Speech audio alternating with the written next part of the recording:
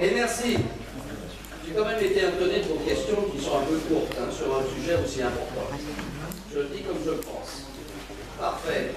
Alors maintenant, j'en viens encore à des choses qui vont me permettre de mettre les choses au point, qui est, c'est le point 20 qui vient de passer, et ensuite, excusez-moi, le 20, c'est opposition au transfert de compétences à la CVS, c'est-à-dire contre le PNUI. Monsieur, je l'expose. Bon alors, nous avons tous la même attitude, nous voulons garder la compétence en matière de PLU, et donc nous nous opposons au transfert de compétences et avoir un PLU intercommunal, et c'est l'unanimité de toutes les villes de la CRDS. Donc je pense que M. Morland, Malika, vous êtes contre, c'est normal, puisque vous avez inventé une usine à gaz, allons-y, il s'appelle le PLUI, et je vous signale, le PLUI, il changerait rien, pourquoi? Il changerait beaucoup de choses, c'est que vous perdez la compétence, et qu'à un moment, quand vous avez une compétence qui est exercée à 340 000 habitants, vous ne pourrez plus engueuler le maire comme vous le faites, c'est ce que je veux dire. Bon, donc ça pose quand même un problème de proximité démocratique. Donc nous gardons cette compétence-là, et je peux vous dire que c'est une tendance lourde pratiquement partout en France. Qui est contre? Merci, je vous remercie. Donc 3 contre, on avance, parce que ça ne nous demande pas plus de... Alors, ensuite, nous avons le droit de préemption urbain qui va nous permettre justement de réaliser nos EAP, et M. Serge Lert, en synthèse, s'il vous plaît. Oui, ça va être assez vite. On souhaite remettre un peu notre droit de préemption en fonction des opérations que nous avons vues. On souhaite récupérer ce qu'on avait retiré à un moment dans les zones UA, les sous-secteurs UC, UTA, UA, petit b, UA, petit c, et la zone de la zone UB, tous ces éléments UR et UHP, récupérer le droit de préemption, ce qui nous permettra de suivre de très près toutes les ventes qui s'y effectuent. Voilà. Bien. Donc, ça permet de donner des moyens et de contrôler ce qui se passe, notamment au centre-ville. Pas d'objection? Adopté. Merci. Institution dans une périmètre d'études qui conforte également aussi ça. Serge? Oui, ça confirme ça un peu. La d'études des zones de PLU ainsi que les secteurs, donc sur ces mêmes secteurs, on souhaite également avoir une croissance urbaine responsable et ça conforte les OAP 1, 2, 3.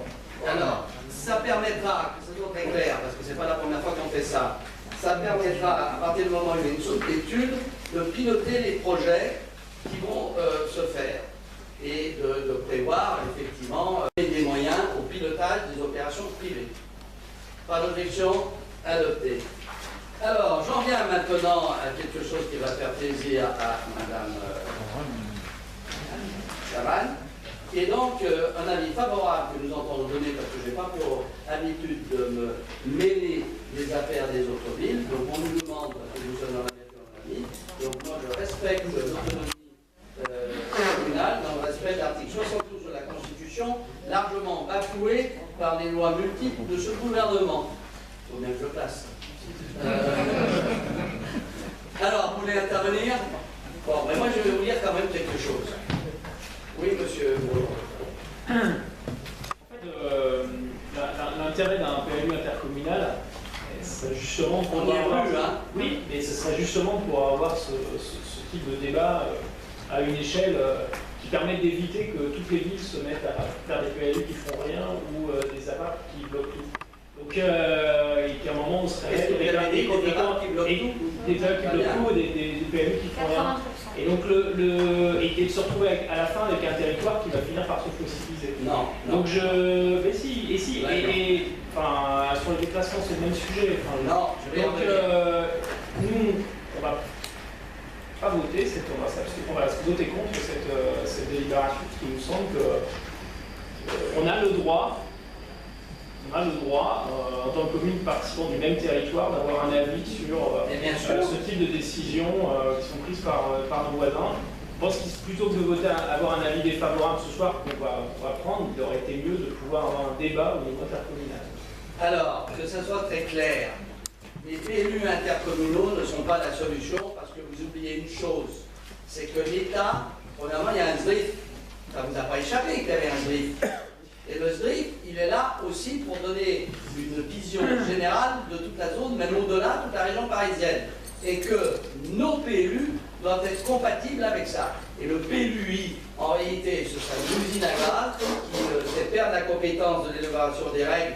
Et là, il peut y avoir des retours de bâton parce que c'est jamais simple dans une intercommunauté de 340 000 habitants. Et ensuite, il est manifeste que le porter à connaissance de l'État doit tempérer aussi les ardeurs des uns et des autres. Alors qu'il faille, par certains côtés, moi vous le savez, je suis très en faveur de l'aménagement du territoire.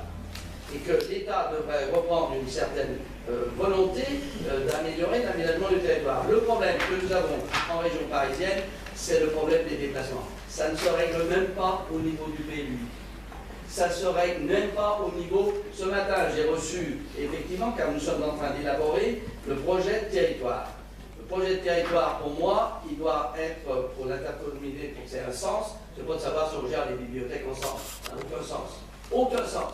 C'est pas de savoir si on va avoir des routes départementales, on va être obligé, là, ça fait une machine à défense publique. En revanche, sur le plan du développement économique et sur le plan des déplacements, là, nous pouvons faire des propositions.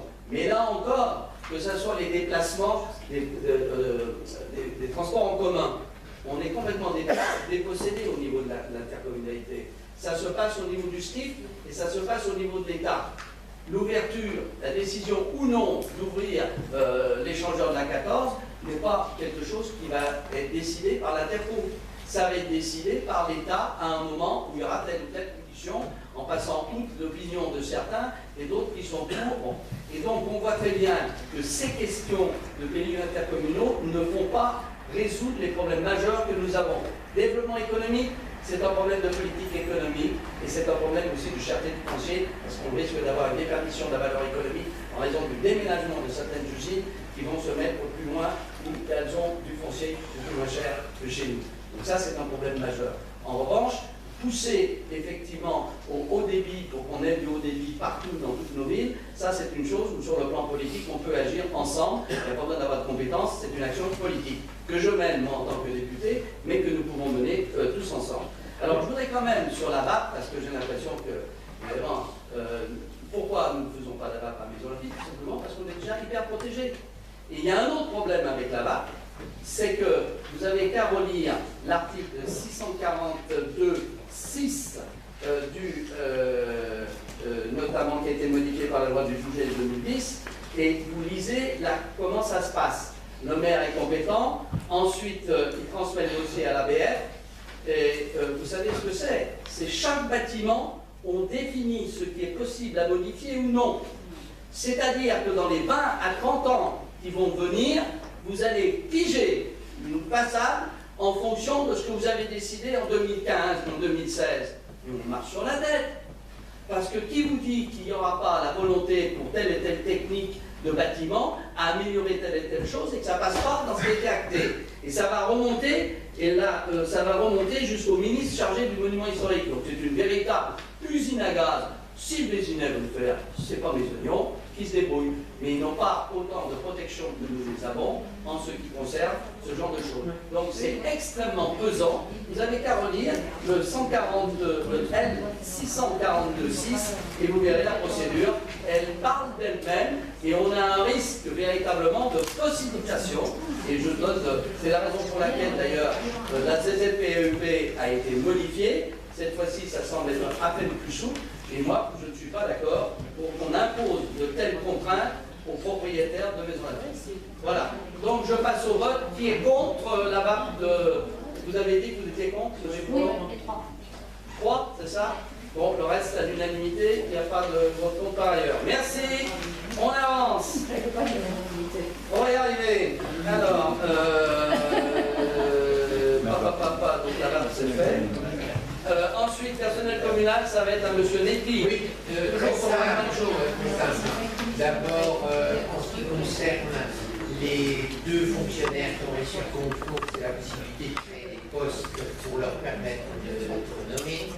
Ensuite, nous avons un cadre qui a droit à accéder donc à la haute classe et nous allons donner légitimement satisfaction, donc je vais vous demander de modifier le barème à 17 satisfaction. Je vais vous demander aussi de voter les rémunérations permettant de constituer un jury de professeur de conservatoire et enfin de modifier un temps incomplet d'un agent de travail au conservatoire. Bien, pas d'objection. On va dormir, hein. Vous êtes déjà épuisé. Alors, donc les effectifs, c'est acté. Hein.